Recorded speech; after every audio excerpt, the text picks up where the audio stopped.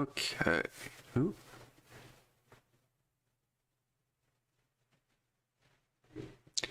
It looks like we are on. I don't have to keep an eye on Twitch.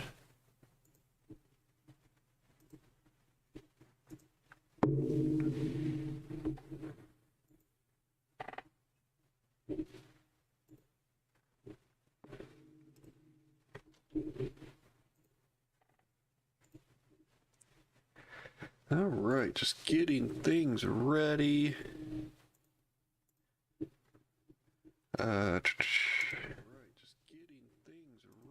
So right now, just sharing the link to like my Discord, and we are getting ready to start. I think we're on race 9. I think we're on race 9. So let me go ahead and share this here, and then a few shared in a few Facebook groups I'm part of. So definitely, if you like racing, NASCAR Racing 2003 is definitely the best. I think the best sim out there right now.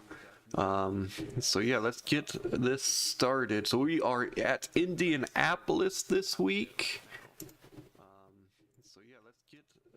Let me go ahead and get this started. All right, yes. So we are at Indianapolis this week.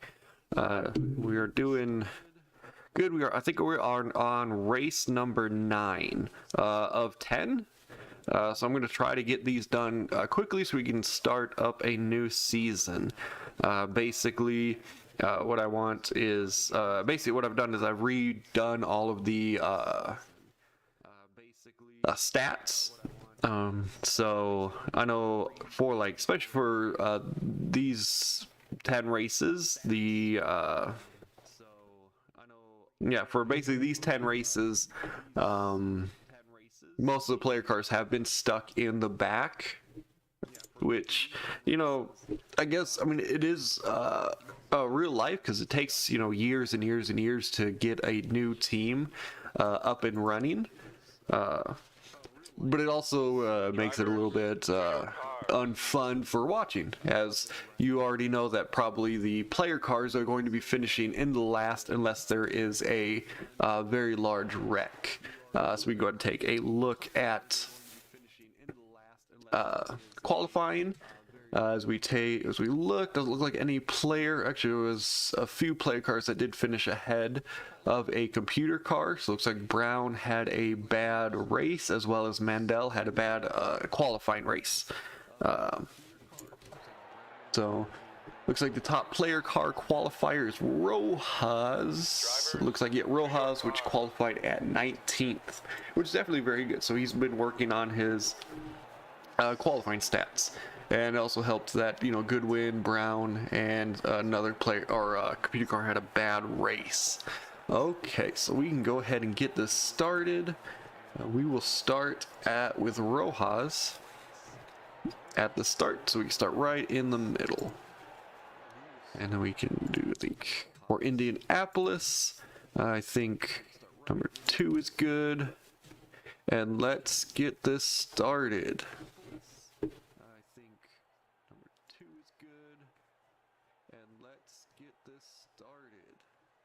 Drivers, start your engines!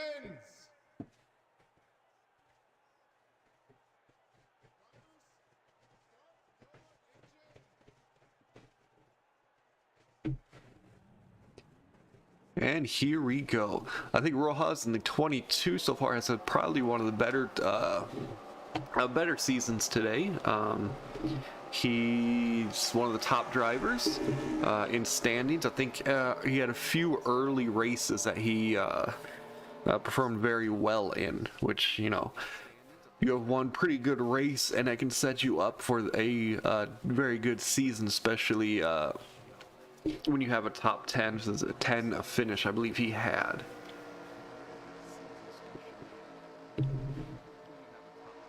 So as we get started, get ready for the green flag. So as And pace car is in. And here we go. We are under green flag. As we see everybody rush to that start, or that turn one, which can definitely be very dangerous, especially at Indianapolis in its strange configuration. As we see the 22 of Rojas battling with the 53. As we see everybody's taking the first turn pretty well. As the 27, it looks like he is on the back of Rojas and wanting to pass him. I think 27 is one of the computer cars that did not have the greatest qualifying. And you can definitely see the computer cars definitely race a lot better than the player cars.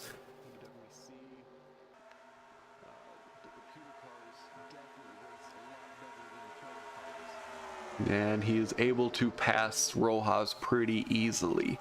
As we see back, I think the 17 is also a computer car, so we will see how long Rojas can stay ahead of him. And if that hinders him in any ways, we see Flintstone and the 53 battle it out.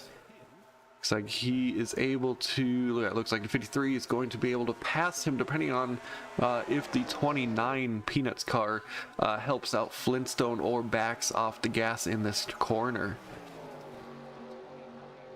And it looks like the 53 is able to get past him. Let's see if he's going to bring, and he does bring along the 27 Navy car, which is definitely a good thing to do. As we look at the 27 actually jumps right up into to help the number 11 of Evans.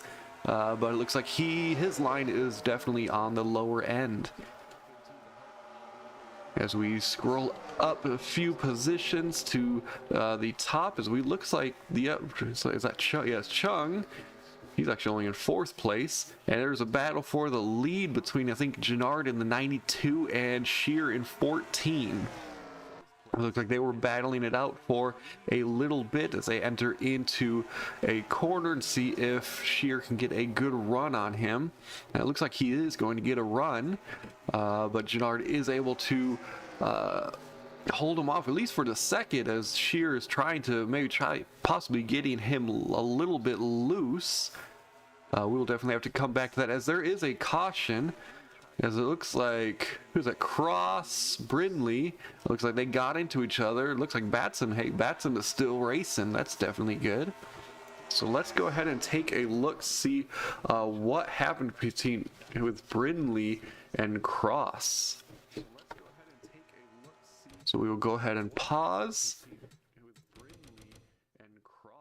and see what happened. So there's some heavy damage onto his back, so it looks like he did get spun. Yeah, it looks like they were battling it out for last place.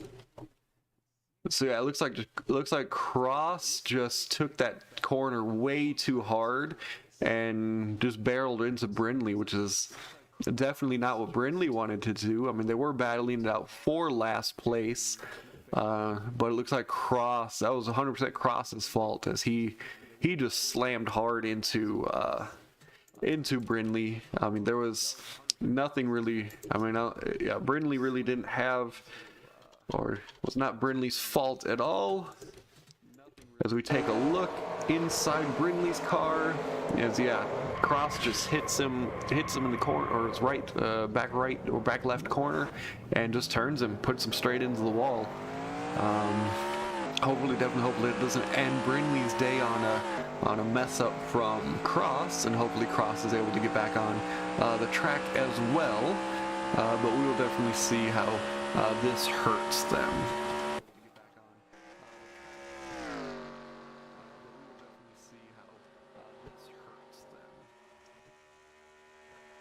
As we go, so we get back into the live. As we go, so we get back into the live.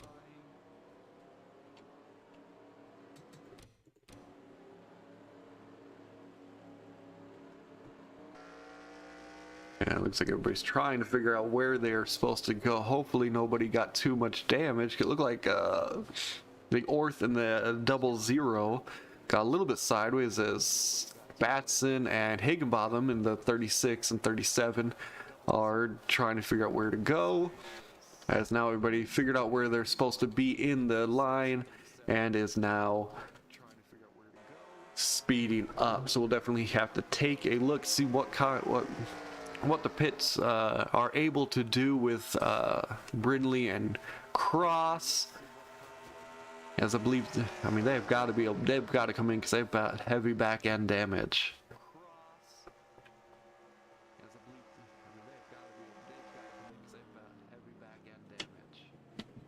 Yeah, it looks like multiple people. Ooh. Well, it looked like they were coming in for the pits, yeah. So it looks like they may have jumped down a little too early. Now, let's see if Tanker... Okay, it looks like no, everybody's fine hitting the wall. Nobody hit the wall, which is definitely good, as we can see a ton of action going on in the pits.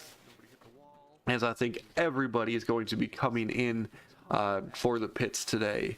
I don't believe anybody would have stayed out. Nope, nobody stayed out. We can see who is going to come out first. Looks like the 53. Yep, the 53 is going to come out first. And Gennard.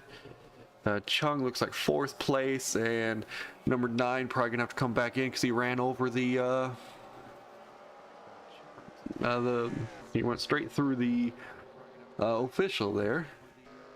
But yeah, it looks like, who is this? Yeah, it looks like Kinshaw definitely did very well. I don't believe he took 4 tires though, so we will see if that hurts him later on in the race. So yeah, both Cross and Brindley are going to be coming back onto the field, though their cars are heavily damaged. So I don't think they're going to be able to keep up with the pack, but we'll definitely have to keep an eye on them and see if they become an issue, especially if they become lapped traffic later in the race. And what is going on here? As somebody looks like they spun Mike Jones. I'm not sure who did that, but we can definitely take a look at that. Not sure if that was just a payback for something that happened earlier. But it looks like starting out, yeah, there is a ton of, I guess they're just trying to figure out who came out of the pits first. So the spotters and racing officials are just trying to figure out who's going where. And in that, just in that mayhem, there was just some confusion between, looks like maybe Jones and Orth. As Jones looks like he's trying to get out of the way for Orth, but he just gets turned around, and Higginbotham really has nowhere to go and slams hard into the side. Yeah, and then goes straight into the 90, was it 99 or 98? We will definitely have to keep an eye on Higginbotham, because it looks like he does have some front end damage from that hit, so that may hinder his ability to keep speed. We'll keep an eye on Jones as well, though it doesn't look like he took too much damage, but definitely something you didn't want to see. Hold on one second.